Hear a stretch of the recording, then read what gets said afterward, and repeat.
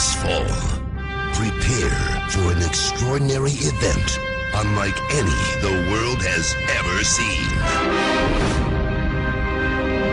Oh, it's going to be much, much bigger than that.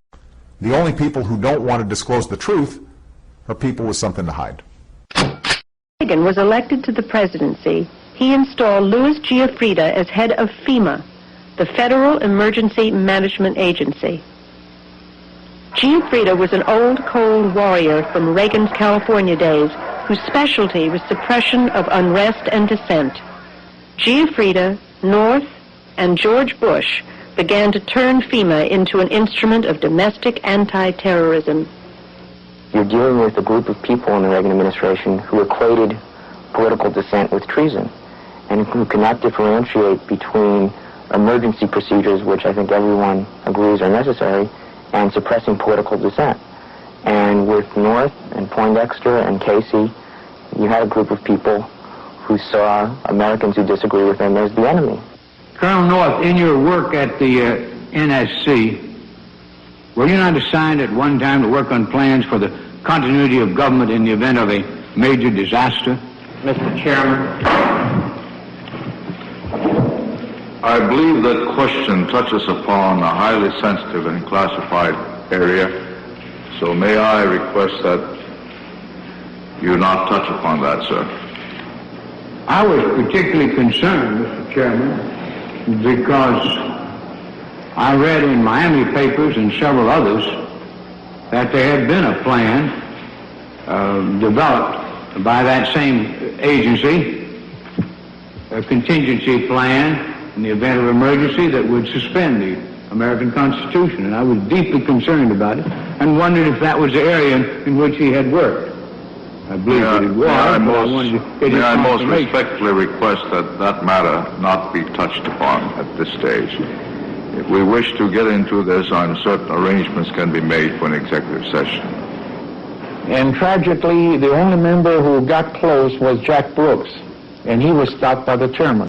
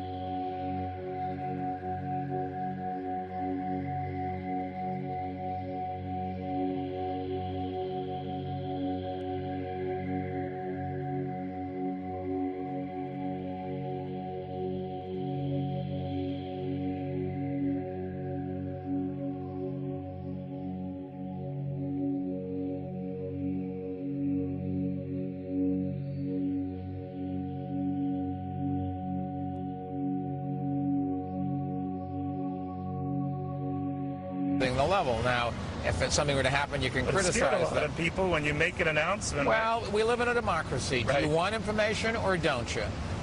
Imagine, here was a young girl who was just becoming aware of our democracy.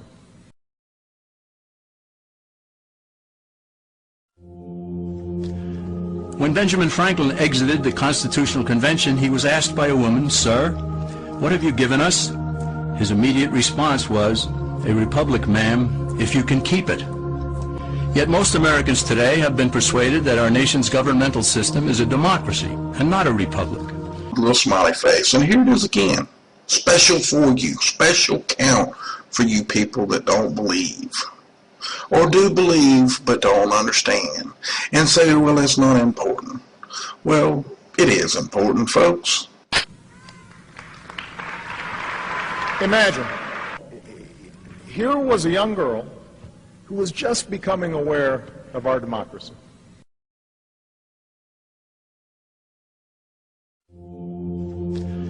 When Benjamin Franklin exited the Constitutional Convention, he was asked by a woman, "Sir, what have you given us?" His immediate response was, "A republic, ma'am, if you can keep it." Yet most Americans today have been persuaded that our nation's governmental system is a democracy and not a republic. I want to live up to her expectations. I want our democracy to be as good as Christina imagined it. The difference between these two is essential in understanding Americanism and the American system. Before we discuss political systems, however, it's helpful to address the confusion that has been spread about the political spectrum. Many have been led to believe that the political spectrum places groups such as communists on the far left, fascists or dictators on the far right, and political moderates or centrists in the middle. However, a more accurate political spectrum will show government having zero power on the far right to having 100% power on the far left. At the extreme right, there is no government. The extreme left features total government under such labels as communism, socialism, Nazism, fascism, princes, potentates, dictators, kings, any form of total government. Those who claim that Nazis and fascists are right-wing never define their terms.